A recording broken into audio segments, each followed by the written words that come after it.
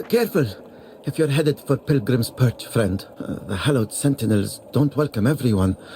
Not even a faithful pilgrim who's crossed countless miles of land and sea to join them. All I wanted was to serve the divine judge cleric, but they deemed me unworthy and chased me off.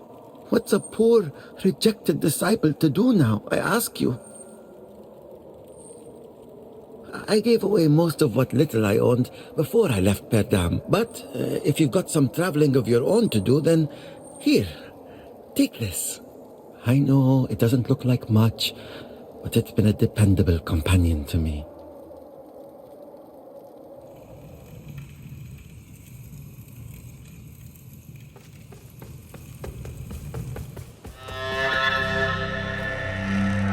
Apologies for the dour mood you found me in when last we met, but I've perked up since then.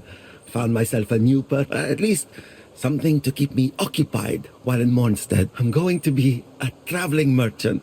Please, peruse my wares. Hopefully you'll see something of interest. Some might use the word scavenger, true, but that sounds somewhat judgmental. I'm just putting to use that which has been discarded. You could even say that there's a sort of nobility in it. Well, perhaps just a little.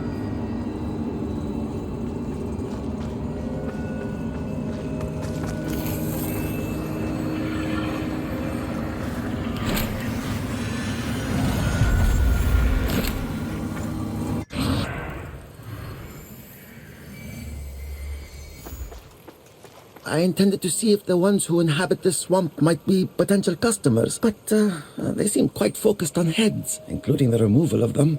So I thought it best to keep my distance, in case they took a liking to mine. Not that many ever have with this face, huh?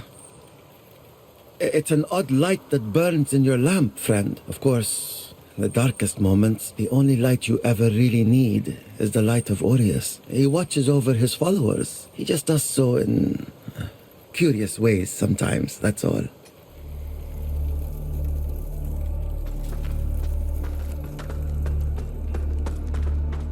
Good thing I've got thick, sturdy boots, because crossing some parts of that burning ruin they call Lower Calrath is like walking on hot coals. Still, when you grow up in Perdam, you quickly learn what true heat is.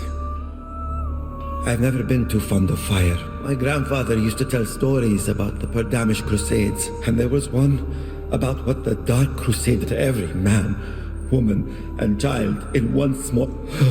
That left an impression. They may worship Aureus, but it's clear as day why Judge Cleric parted ways with the Church of Orien Radiance.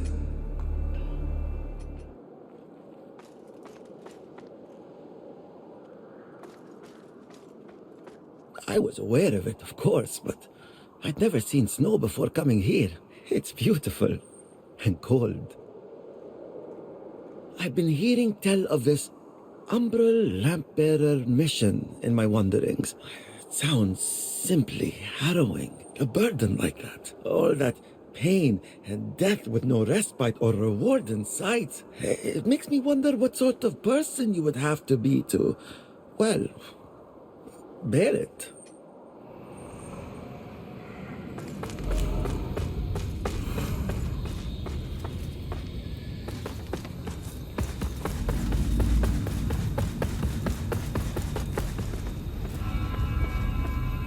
I may have been branded a failure, but see how Judge Cleric has guided me to this sacred path after all. So many brave, fallen, hallowed sentinels. So much sacrifice, yet we can take comfort in the knowledge. Life itself is a long and winding path, and sometimes you carry much, sometimes nothing at all. But the most important things are those you carry inside, and they are always with you.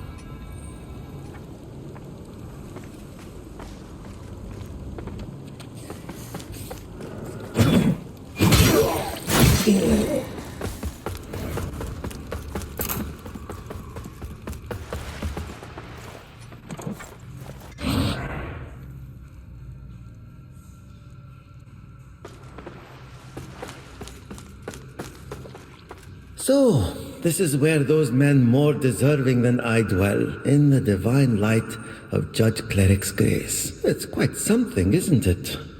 The sights, the sounds, the smells. Hello again.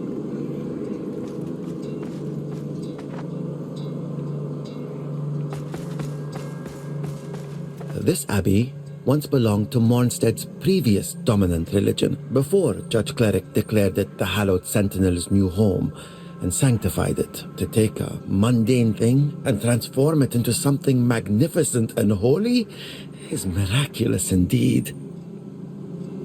I may not be wise, but one thing I have learned is that you never really know what life's going to throw at you. So, I hope you'll consider this friendly advice, not me thinking of my own profit. If there's anything amongst my merchandise that you've had your eye on, perhaps you should consider buying it now, just to be certain.